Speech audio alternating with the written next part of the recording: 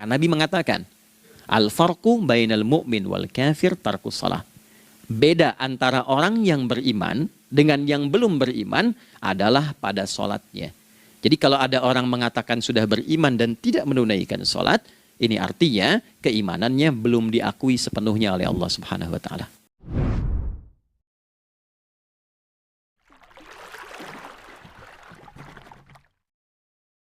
Assalamualaikum warahmatullahi wabarakatuh.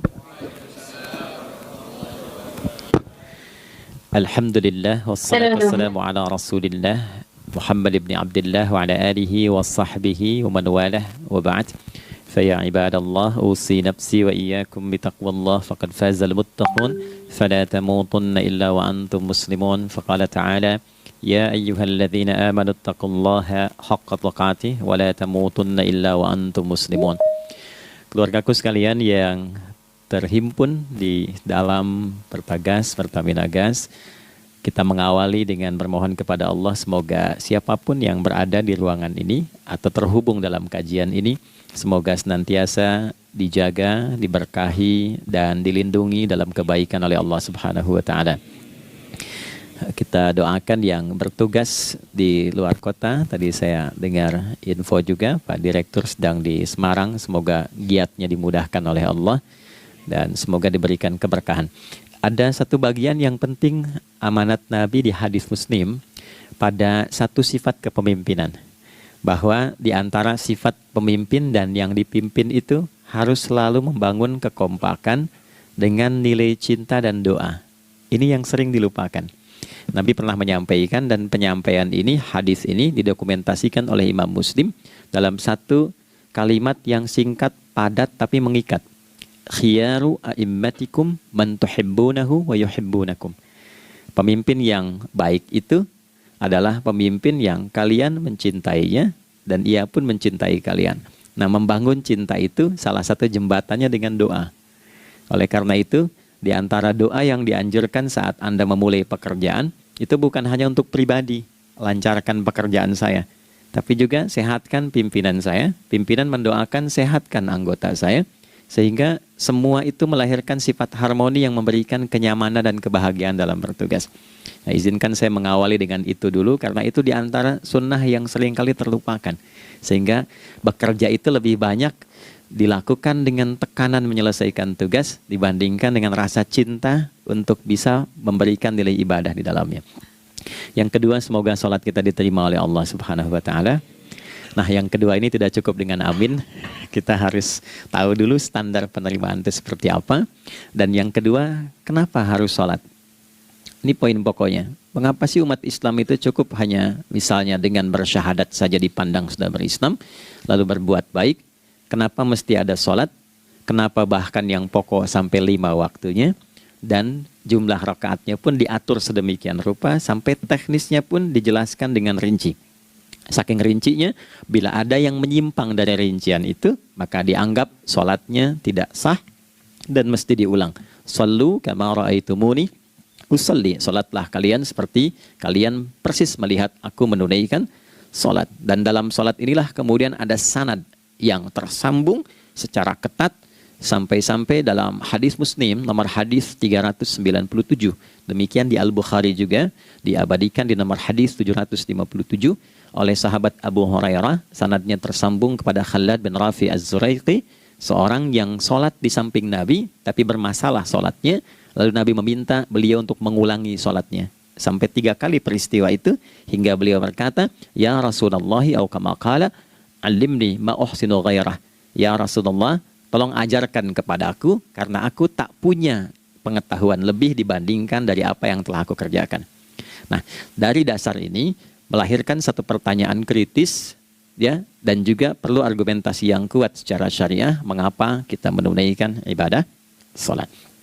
Baik teman-teman sekalian, karena waktu kita sangat padat ya, kita manfaatkan sebaik-baiknya. Saya mohon izin kajian kita akan lebih fokus kepada inti materi sehingga manfaatnya lebih banyak kita dapatkan. Salat satu-satunya amalan di dalam Islam yang mencakup 4 bagian pokok dalam beragama. Jadi ketika seseorang menetapkan dirinya beragama dan ciri satu nilai agama itu bernilai benar, ya, dalam nanti kalau kita mau komparasikan atau kita riset, itu ciri pokoknya ada 4. Satu, ada aspek namanya aspek keyakinan, ya, tauhid atau akidah. Nggak mungkin kan beragama kalau nggak yakin. Ya, karena itu pasal 29 ayat kedua itu mengandung nilai keyakinan. Negara menjamin kemerdekaan tiap-tiap penduduk untuk memeluk agamanya masing-masing dan beribadah menurut agama dan kepercayaannya itu. Ya, jadi nggak mungkin kita bisa menghasilkan nilai kepercayaan dan ibadah kalau tidak ada unsur keyakinan. Atau bahasa kitanya disebut dengan iman. Ya, iman itu nanti juga dipaku dalam setiap nilai kebangsaan di konteks Negara Kesatuan Republik Indonesia. Ini yang paling membahagiakan. Jadi mau jadi pegawai apapun itu syarat, ya, salah satu syarat yang melekatnya beriman dan bertakwa kepada Tuhan Yang Maha Esa, gitu kan? Ya, kemarin saya di BPK itu ada 11 bab Romawi, 40 pasal. Ya, di bab yang keempat pasal 13 tentang pemberhentian dan pengangkatan itu ada 11 poin A sampai K. Di poin B yang keduanya syarat menjadi bagian dari anggota BPK itu beriman dan bertakwa kepada Tuhan Yang Maha Esa. Baik, di Undang-Undang Pendidikan Sisdiknas nomor 20 tahun 2003 itu kalau kita baca dari poin menimbang ada 4, di poin B-nya saja sudah ada iman. Ya, Undang-Undang Dasar 1945 mengamanatkan pemerintah mengusahakan satu sistem pendidikan, ya, nasional yang meningkatkan keimanan dan ketakwaan pada Tuhan Yang Maha Esa serta akhlak mulia, baru mencerdaskan kehidupan bangsa. Ya, secara singkat, 1, agama dianggap benar kalau ada doktrin keimanan, ada akidah, ada tauhidnya. Yang kedua, ada ibadahnya. Ya, sebagai pembuktian kita beriman, buktinya apa? Ya kan? Saya beriman kepada Tuhan, kita tetapkan, misalnya Allah. Apa pembuktian keberimanan kita kepada Allah? Ya, kan pembuktiannya itu mesti diwujudkan dalam bentuk sikap. Sikap itulah yang disebut dengan ibadah. Nah, konsepsi ini ada di Quran surah ke-20 Thaha di ayat ke-14. Innani anallahu la ilaha illa ana fa'budini. Ya, sungguh aku tegaskan bahwa akulah Allah, satu-satunya Tuhan yang layak dipertuhankan dan disembah. Ketika Anda mempertuhankan aku, fa'budni, maka buktikan kebertuhananmu kepadaku dengan menyembahku. Karena itu namanya Allah punya 2 arti. Satu yang dipertuhankan, kan? Ilahun wahid. Yang kedua yang disembah. Ya, jadi yang dipertuhankan dan disembah. Oke. 3. Yang ketiga harus punya unsur praktikal atau implementatif dalam interaksi kehidupan.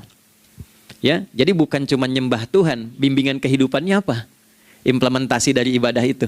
Ya, ciri umat beragama itu kan bukan hanya sekedar saya yakin, beriman, saya ibadah. Terus bukti ibadah itu dibawa dalam berinteraksi hariannya seperti apa wujudnya. Ya, makanya ketika dulu orang itu jujur, orang itu bangga dengan kejujurannya bukan sebagai orang jujur, tapi sebagai muslim. Jadi ketika ditanya, kenapa Anda jujur? Karena saya muslim.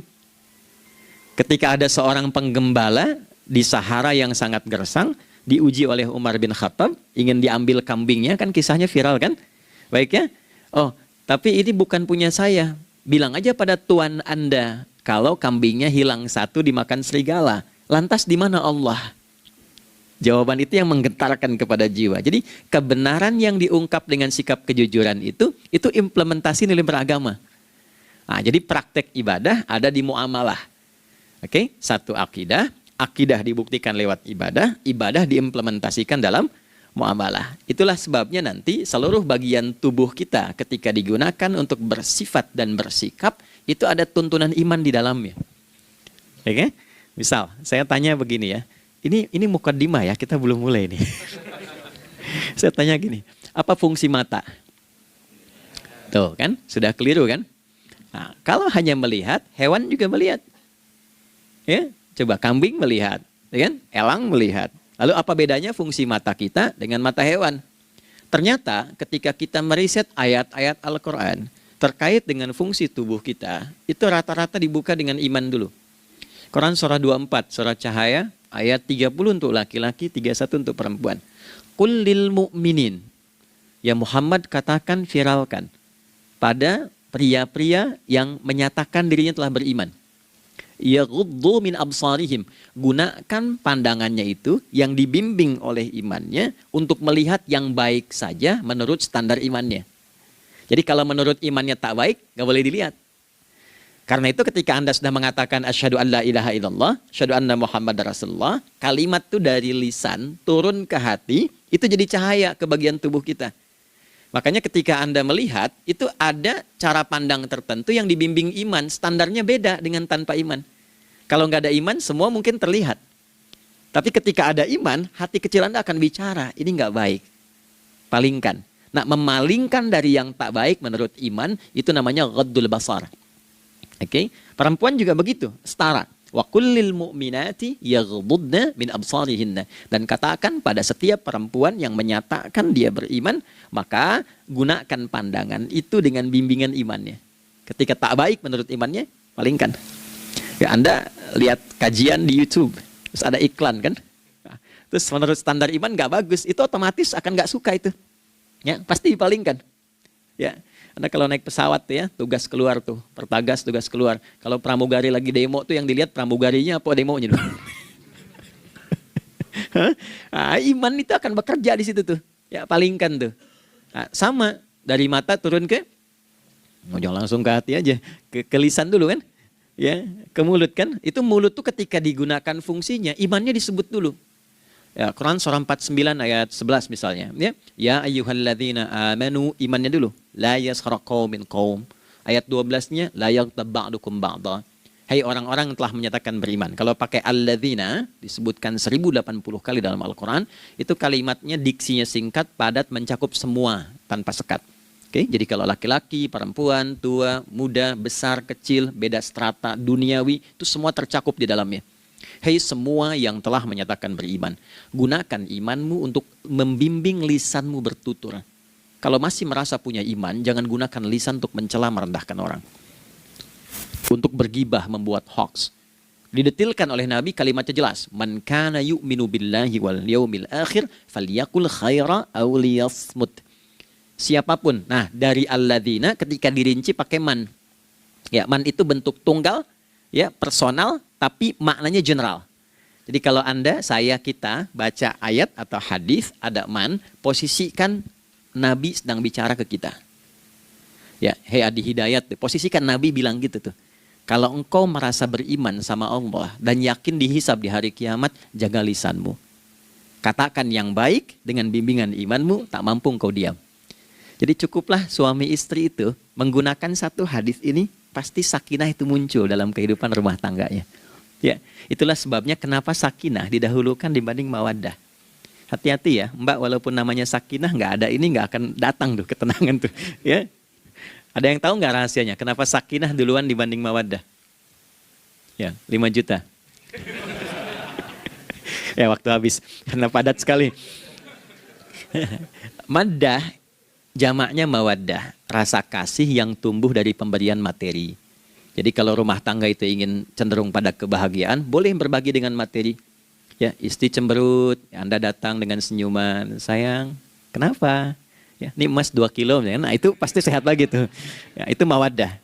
Tapi maaf, walaupun Anda mapan bekerja, harta cukup melimpah, ruah, tapi tidak ada ketenangan di rumah tangga, tidak ada sakinah, maka hampa kehidupan rumah tangga itu. Itulah sebabnya kenapa di Quran sakinah lebih dulu dibandingkan dengan mawaddah. Saya tanya ibu deh, ibu pilih mana? Kaya tapi gelisah atau miskin tapi tenang? Oke.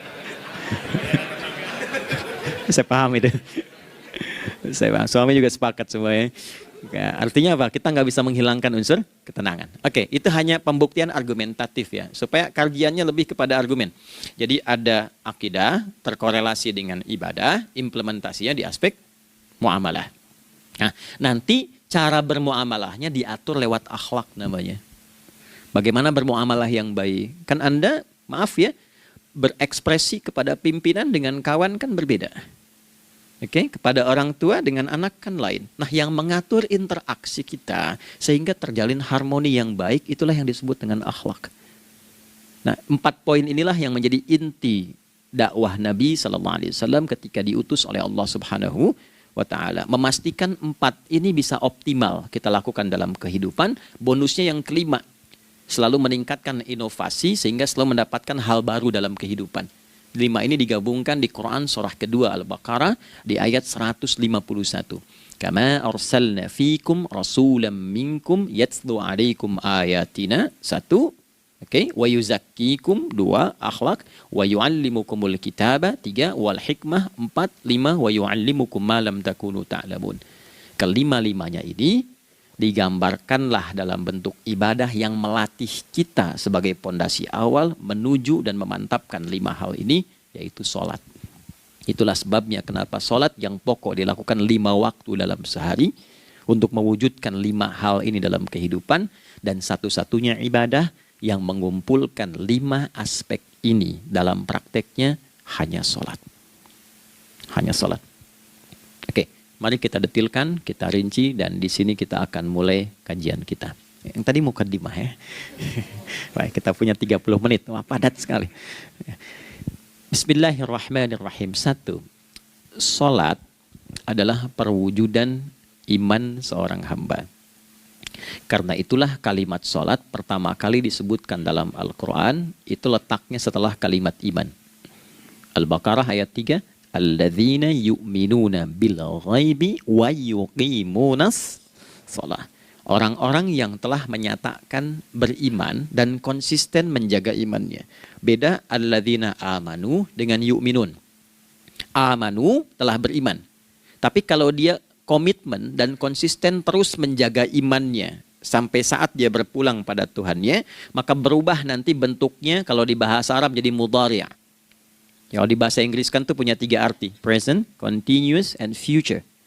Jadi kalaupun sekarang terus berlangsung sampai masa depan pun saya tetap akan beriman. Nah, pembuktian untuk menjaga iman itu pembuktian utamanya pada sholat. Itulah sebabnya satu-satunya amal ibadah dari rukun Islam yang 5 itu, ya, satu-satunya amal ibadah yang disebut iman dalam Al-Quran hanya salat. Teman-teman boleh buka Quran surah kedua Al-Baqarah di ayat 143. Ya, di pertengahan ke ujung ayatnya. Saya percepat. Wa ma kana Allahu liyudhi'a imanakum. Dan Allah nggak akan pernah menyia-nyiakan salat seseorang yang dikerjakan karena imannya. Ayat ini turun ketika ada terjadi pergantian arah kiblat dari yang tadinya semula ke Masjidil Aqsa, lalu berputar 180 derajat, beralih ke Masjidil Haram. Nabi sedang berada di luar Madinah. Madinah tempo dulu wilayahnya nggak seluas cakupan sekarang. Oke, kalau diilustrasikan area sekitaran Masjid Nabawi sekarang itulah Madinah lah. Di luar itu sudah di luarnya. Nah, Nabi sedang sholat, riwayatnya banyak menyebutkan, ada yang mengatakan zuhur, ada asar, ada maghrib. Di pertengahan itu turunlah Al-Baqarah ayat 144. Qad nara taqalluba wajhika fis sama' falanuwalliyannaka qiblatan tardaha fawalli wajhaka syatral masjidil haram. Maka berputarlah dengan turunnya ayat ini 180 derajat menghadap ke arah Masjid Al-Haram. Problemnya adalah ketika Nabi dan pengiring beliau kembali ke Madinah, area Masjid Nabawi, kan nggak semua masyarakat ikut. Maka virallah informasi itu bahwa kiblat telah beralih ke kiblat awal, yaitu Ka'bah Al-Musyarrafah. Maka penduduk panik pada saat itu. Status sholat kami yang tadi dikerjakan bagaimana? Karena sedang nggak bisa diulang, sudah pindah waktu. Maka turunlah kemudian firman Allah yang Al-Baqarah 143 itu, wa ma kana Allahu liyudhi'a imanakum. Karena engkau mengerjakan sholat itu dengan imanmu, maka Allah nggak menyia-nyiakan imanmu itu. Maksudnya apa? Walaupun arah kiblatnya tidak tahu mengarah kepada sisi yang belum berubah, tetap dihitung pahalanya sempurna karena imannya. Gitu. Nah, ini nanti yang menjadi landasan turunnya Al-Baqarah ayat 115. Walillahil masyriq wal maghrib fa aynama tuwallu fathamma wajhullah. Kalau Anda sedang tugas nanti di lapangan, lalu sulit menemukan arah kiblat. Aplikasi susah karena sinyal nggak masuk misalnya. Oke. Kemudian juga matahari agak remang-remang sehingga sulit untuk terlihat patokannya. Maka dengan keyakinan, dengan iman itu, menghadaplah ke arah yang kita yakini, maka berlakulah Al-Baqarah 115. Di saat itu diterima amal ibadah kita sama dengan yang menghadap kiblat dengan dasar imannya. Oke. Nah, pengertian terbaliknya, mafhum mukhalafahnya, maka Nabi mengatakan, Al-farqu bainal mu'min wal kafir tarkus shalah. Beda antara orang yang beriman dengan yang belum beriman adalah pada sholatnya. Jadi kalau ada orang mengatakan sudah beriman dan tidak menunaikan sholat, ini artinya keimanannya belum diakui sepenuhnya oleh Allah Subhanahu wa Ta'ala. Jelas ya? Halo, kenapa sedih begini? Maaf, saya terlalu cepat nggak? Nggak ya? Baik. Jadi dalam poin ini penting pembedanya di sholat.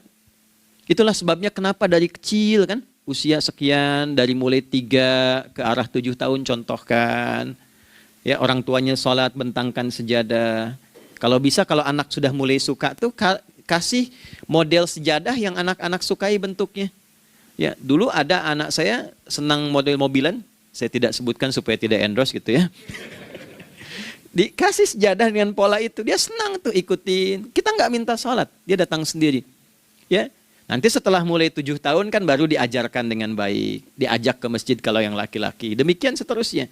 Ya, mengapa dari awal dituntun seperti itu? Untuk memberikan sebuah penguat bahwa penjagaan iman dimulai dari sejak dini. Ya, tapi di Indonesia saya perhatikan kelasnya sudah advance. Ya, TK sudah manasik gitu. Okay. Itu satu ya. Karena nanti kalau Nabi bilang begitu artinya akan terjadi orang mengatakan beriman tapi tidak sholat. Ya, makanya keras dari awal Nabi katakan bahwa pembeda antara orang yang beriman dengan yang baru klaim beriman itu pada sholatnya. Ya, pada sholatnya. Mengerjakan sholat maka sah status imannya, tidak menunaikan sholat maka bermasalah imannya. Itu poin yang pertama. Yang kedua teman-teman sekalian, ibadah. Kita lanjut ya. Sholat adalah bagian pokok terpenting dari ibadah. Nah, di sini kita akan mulai membuka sedikit rahasia terkait dengan aspek ibadah ini. Teman-teman sekalian, ternyata sholat ini ketika oleh Allah diturunkan dalam Al-Quran, dalam konteks penunaian ibadah, bukan berarti hanya mengkoneksikan atau mengkorelasikan hubungannya dengan iman saja, bukan. Karena saya beriman, saya buktikan ibadah nyembah Allah lewat sholat. Dalilnya Quran surah ke-20 ayat 14. Innani anallah la ilaha illa ana. Aku tegaskan akulah Allah, nggak ada Tuhan yang layak dipertuhankan dan disembah kecuali saya. Fa'budni, kalau Anda telah menyatakan beriman padaku, buktikan keberimananmu dengan menyembah saya dalam ibadah. Bentuknya bagaimana ya Allah? Teruskan ayatnya. Wa aqimis sholata. Tunaikan sholat sebagai bukti ibadah. Itu li dzikri, sebagai zikir kepadaku. Jadi korelasi antara ibadah dengan iman, sudah kita sebutkan dalilnya. Sekarang ibadahnya tersendiri ketika ditunaikan, apa manfaat dari ibadah itu? Mengapa mesti ada 5 waktu? Dan apa turunan manfaatnya dalam kehidupan kita? Kalau kita mengerjakan itu, dampaknya kepada kehidupan kita apa? Nah, inilah indahnya di dalam Islam, dijelaskan dalilnya, diberikan contohnya, diberikan alasannya, dan yang paling indah, diberikan penjelasan dengan detail tentang manfaat-manfaatnya. Ini tidak ditemukan di dalam konsep keyakinan manapun. Kalau teman-teman boleh mau riset silahkan. Ada nggak satu keyakinan agama tertentu yang dari ibadahnya itu diatur? Cara memulainya, bacaannya, detailnya, manfaatnya, waktunya, sampai dengan hasilnya, sampai kiamatnya. Ini menunjukkan bukan karya manusia. Bukan karya manusia. Kalau karya manusia setiap orang bisa buat itu. Ya, ketika ini menunjukkan bukan karya manusia, maka pertanyaannya dengan cara apa lagi Allah memberikan pembuktian pada kita bahwa Ia Tuhan yang hak yang harus kita sembah. Nah, kalau sudah paham, mari kita rincikan turunan tentang sholat ini. Kita mulai satu-satu teman-teman sekalian dari waktu sholat. Alhamdulillah. Seperti kita ketahui waktu sholat ada 5. Tapi yang sering kita dapati dari yang 5 ini tidak semua orang mengetahui tentang makna dari nama dan pembagian di waktu ini. Yuk kita mulai rincikan. Sholat yang pertama namanya apa? Nggak usah khawatir, menang nggak dapat hadiah kalau benar. Salah juga keterlaluan. Oke, 1 subuh. Dia satu-satunya nama sholat yang punya 2 nama ya. Subuh dan fajar. Oke, Pak Fajar, Pak waktu sholat. 2 zuhur. 3 asar. 4 maghrib. 5 isya. Oke, rumus hitungannya 24, 4, 3, 4 ya.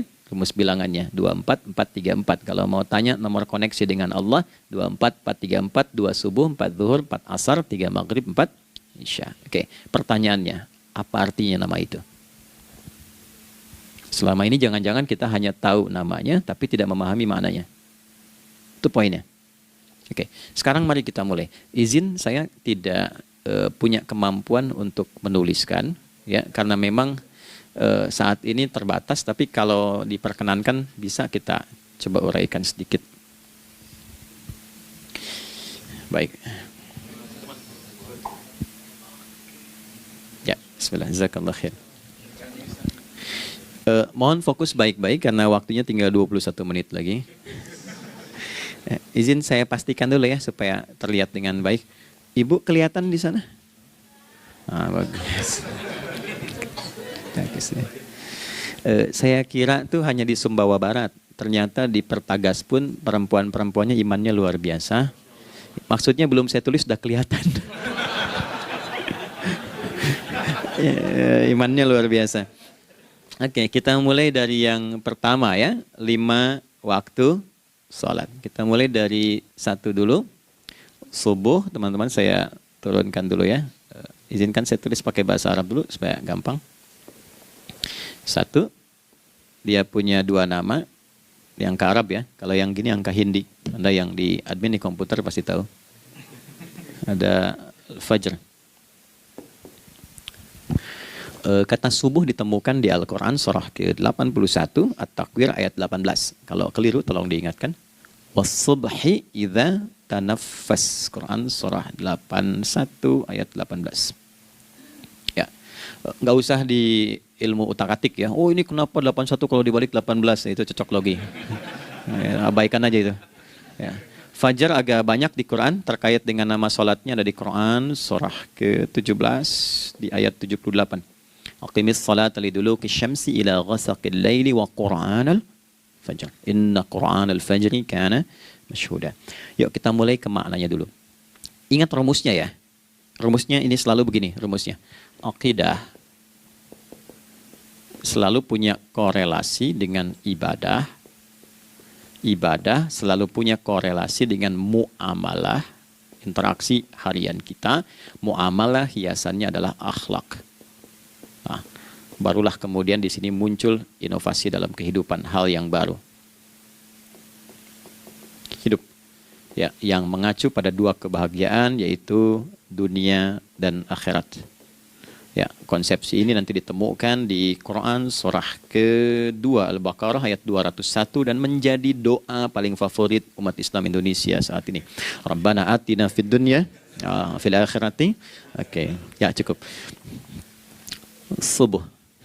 Ini rumus dasarnya. Dari akidah kita beriman, pembuktian imannya lewat ibadah salat. Apa hubungan salat dengan aktivitas harian kita? Subuh asalnya terkorelasi dengan kata asbah. Oke? Asbah itu asalnya sesuatu yang sudah siap dengan rencana yang matang. Baik, orang Arab tuh kalau bertanya begini, kaifa asbahta ya akhi? Kaifa asbahti ya ukhti? Bagaimana kabarmu di pagi ini? Itu bukan hanya nanya kabar kesehatan. Beda dengan kaifa haluk, beda. Ya, itu bertanya bagaimana kabarmu hari ini, aktivitasmu bagaimana? Lancar, sudah siap, planning bagus dan sebagainya. Ya, itulah sebabnya ketika Allah bersumpah dengan awal waktu, penandanya adalah planning kegiatan. Ya, was-subhi, dan aku bersumpah demi waktu subuh, awal mula untuk berkegiatan, idza tanafas, apabila sudah mulai bergerak, bersamaan dengan nafas yang keluar itu, maka sudah jelas rencana yang dibuat. Ya, jangankan kita, semua alam itu, semesta itu seluruhnya bukan hanya bertasbih, tapi beraktivitas dalam tasbihnya. Di waktu subuh, matahari sudah mulai bersinar kan? Ya, dan sinarnya mengambil manfaat loh, mengandung nilai manfaat, memecah keheningan malam dan menghilangkan kegelapannya. Gelap mulai hilang, datang kemudian sinar yang memberikan kita bimbingan untuk beraktivitas. Tumbuhan dimulai waktu itu sudah mengeluarkan oksigen, menyerap karbon dioksida. Saya waktu di Utrecht, di Delft di Belanda, ya, saya coba ingin membuktikan. Kan adzan nggak terdengar keluar ya. Jadi sebelum waktu subuh itu saya keluar, kebetulan flatnya waktu itu dekat area hutan yang agak rimbun, enak gitu, udaranya bagus. Itu sebelum subuh terasa karbon dioksida. Walaupun cuma beda hampir 1 menit. Tapi begitu masuk waktu subuh, keluar kesegaran yang luar biasa. Oksigen yang keluar. Ya, ini kan nggak mungkin kalau kuasa Allah tuh nggak mungkin terjadi seperti ini kalau bukan kuasa Allah Subhanahu wa Ta'ala. Tapi poinnya adalah yang bicara begini Quran. Nah sekarang yang ingin saya katakan adalah alam semesta dalam konteks seperti matahari, kemudian tumbuhan, binatang, ayam bahkan mulai berkokok, punya planning yang teratur. Masa kita makhluk yang dihisab tuh nggak teratur? Nggak punya perencanaan? Maka subuh itu mengajarkan kepada kita, jangan sampai ada orang Islam yang punya keimanan, lalu menunaikan sholat, diajarkanlah oleh Allah, setiap masuk subuh itu harus punya agenda yang jelas. Planning yang terukur. Jangan terjadi mengaku muslim, beriman, tapi nggak jelas perencanaan hidupnya. Jam 7 mau di mana? Jam 8 kerjakan apa? Anda dari sini ketemu 7 ke 4, atau setengah 8 ke setengah 5, 8 jam kerja. Oke? Berangkat jam berapa? Petakan di jalan macetnya di sebelah mana? Ukur sampai kantor tiba jam berapa? Apa yang mau dikerjakan di kantor? Itulah Islam, itulah subuh. Sehingga tidak ada satupun orang Islam di era Nabi mengajarkan beraktivitas kecuali terukur dan teratur. Bahkan Nabi memulai itu evaluasinya di malam hari. Sehingga turun di antara surah Al-Insyirah itu ada ayat yang tegas mengatakan di ujungnya, فَإِذَا فَرَغْتَ فَانْصَبْ. Evaluasi yang telah berlalu di malam hari, evaluasinya menyeluruh sampai ke zikirnya. Dicatat nih.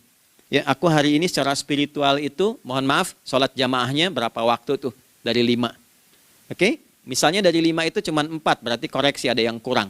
1, ya. Yang kedua, secara intelektual sudah berapa bacaan yang dibaca saat ini, ilmu yang ditingkatkan, mensyukuri anugerah akal dan sebagainya. Bekerja sempurna enggak? Turunkan ibadahnya bagaimana? Ketika ada yang kurang, istighfari. Ya, sebagai seorang ayah, ada enggak sesuatu yang salah yang dilakukan belum sempurna? Sebagai seorang ibu, anak dan sebagainya, istighfar. Itulah sebabnya sebelum tidur Nabi ajarkan istighfar. Yang kita tahu 70 kali kan, 100 kali. Yang saya tanya, 1 ke 70 itu istighfar apa saja? Apakah hanya bilangan di lisan? Atau dari lisan diingatkan oleh pikiran, ditembuskan ke hati? Istighfar sebagai seorang ayah yang kurang maksimal melihat anak dengan baik. Anda boleh punya jabatan di kantor, boleh direktur, boleh manajer, boleh macam-macam. Tapi ketika Anda pulang, Anda seorang ayah. Saya di Timur Tengah disebut syekh, di sini dipanggil kiai, dipanggil ustadz. Pulang ke rumah anak saya nggak kenal itu semua. Anak saya nggak peduli itu semua. Belum pernah seumur-umur saya mengajar, lalu saya pulang, anak saya menunggu depan pintu dan memanggil kiai. Tidak ada. Dia ingin ayahnya, Ya, kenapa nggak kita hadirkan istighfar pertama kita itu karena kita kurang perhatian? Kurang perhatian kepada anak misalnya. Saya kalau pulang tengah malam dan semua tertidur, saya lihat satu-satu. Perbaiki cara tidurnya, doa, lihat satu-satu, minta ampun sama Allah. Dan ya kadang sebelum mengalirkan air mata kita nggak bisa tidur karena nggak tahu nanti ketemu lagi nggak di akhirat.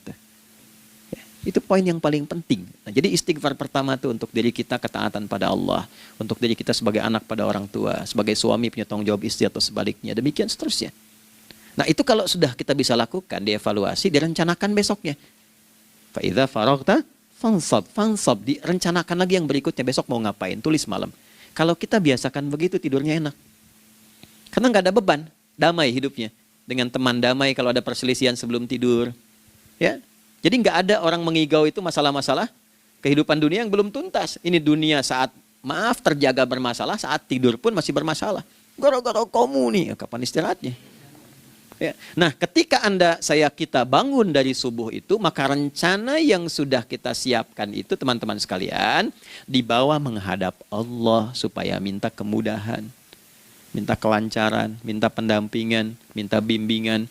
Itulah sebabnya kita dipanggil sholat di awal waktu, supaya rencana yang sudah kita siapkan itu minta taufiknya, persetujuan dan perlindungan dari Allah. Inilah yang menjadikan rahasia umumnya para sahabat memulai berkegiatan sejak dari masjid.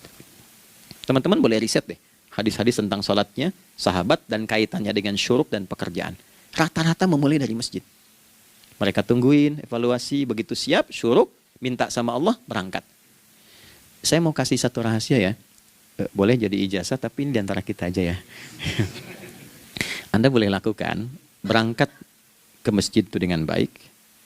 Terus minta misalnya, ya Allah, kau perintahkan aku untuk berikhtiar, sekarang aku lakukan. Kau perintahkan aku untuk perencanakan, sekarang aku ikhtiarkan.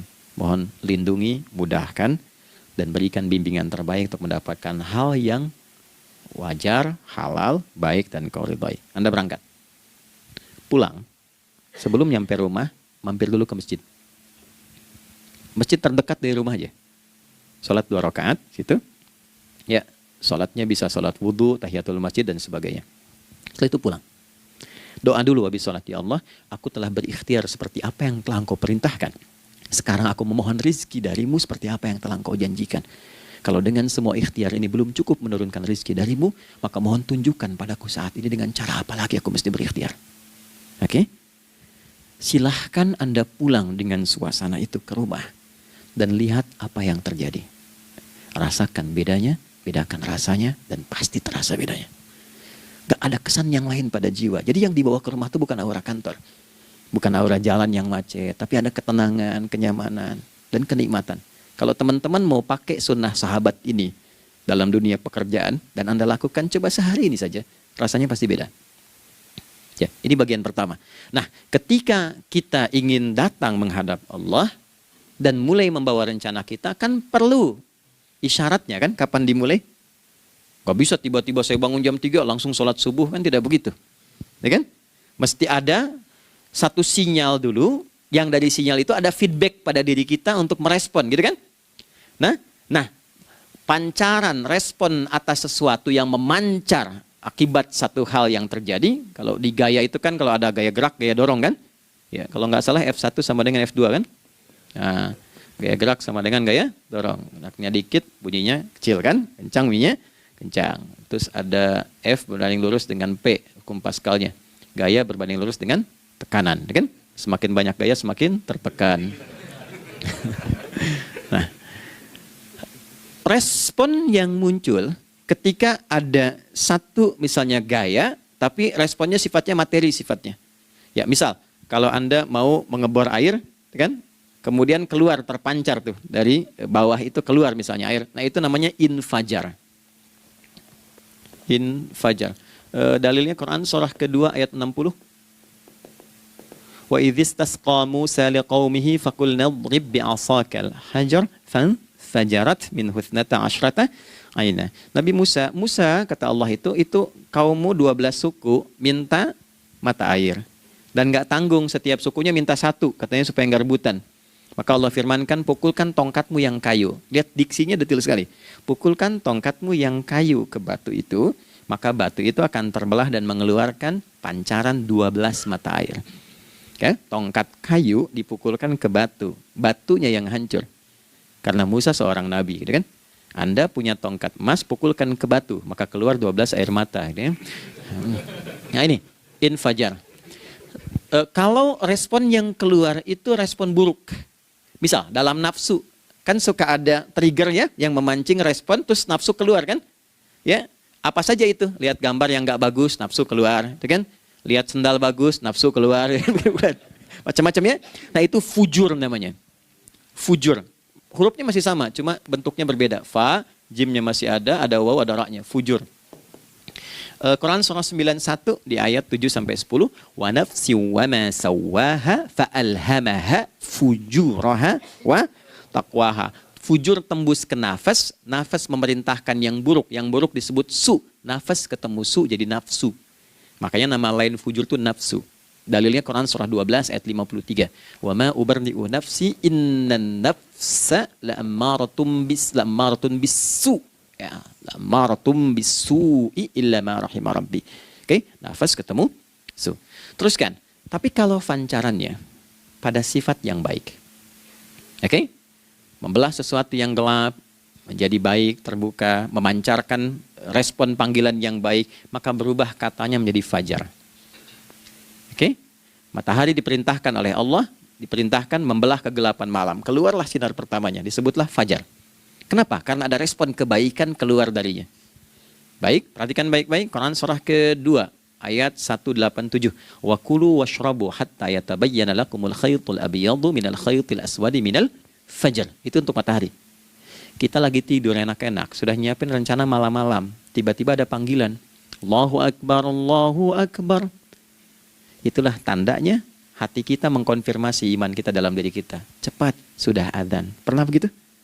Nah, konfirmasi itulah dalam bahasa lain yang disebut dengan fajar namanya. Datang. Jadi waktunya matahari membelah disebut dengan fajar, konfirmasinya pun disebut dengan apa? Fajar.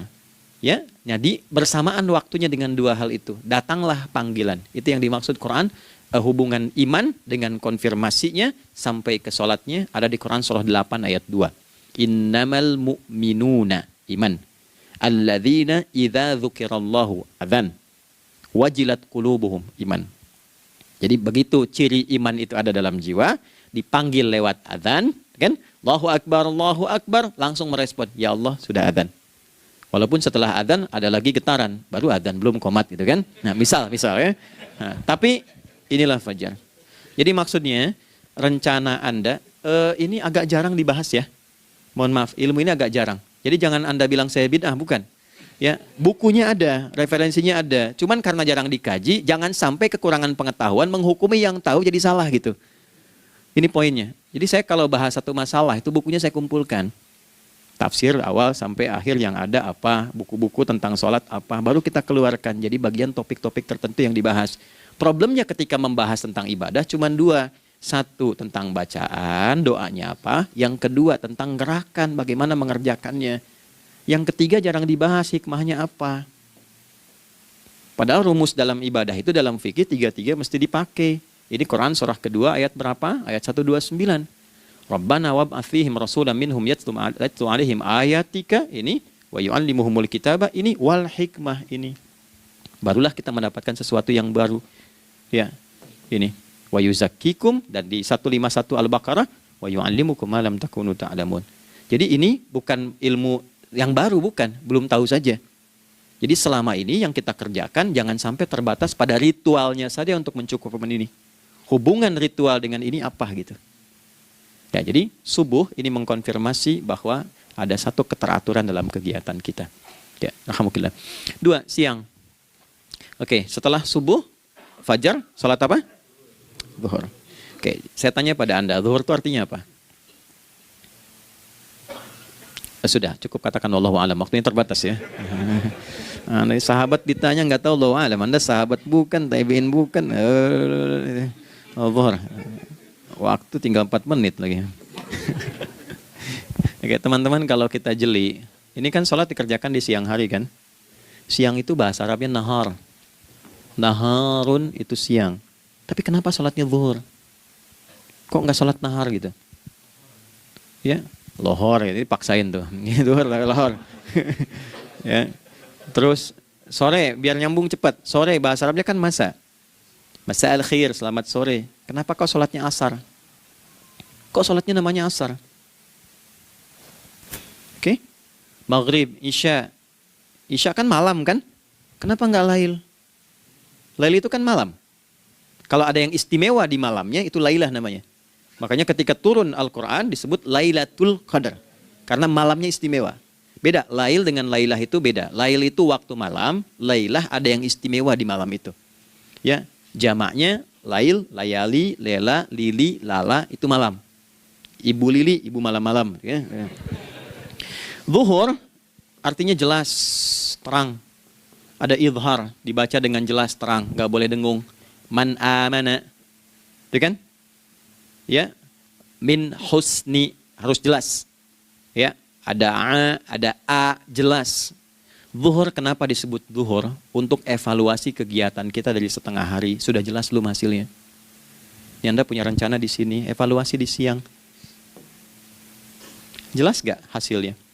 Pekerjaan Anda yang sekarang diamanahkan dari pagi jam 7 sampai sekarang, evaluasi dulu. Dicek, jangan cuma ditinggalkan. Oke, saya sedang kerjain, tinggalin dulu sholat. Bukan begitu. Ketika akan sholat, Anda cek dulu. Dari ke siang itu tengah hari, bagaimana hasilnya? Ada yang perlu disempurnakan gak? Ya, ketika ide-idenya mulai mentok, ada yang belum selesai, datang dulu sholat, tenang lagi. Saat tenang itulah dirumuskan kembali pelan-pelan. Kan lumayan dari jam 12 sampai jam 1. diisi dengan baik, dilihat, itu baru dunia ini.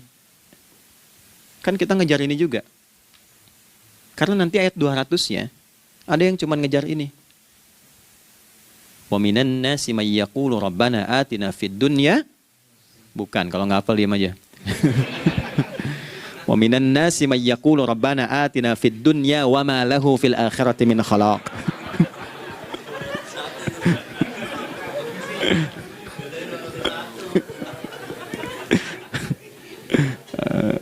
Udah, paham kan? Dan di antara manusia ada yang fokusnya hanya dunia yang dikejar, sehingga nggak kebagian akhiratnya. Padahal dia tahu dia mau pulang. Yang lebih aneh lagi, pengen pulang surganya Firdaus dekat dengan Nabi.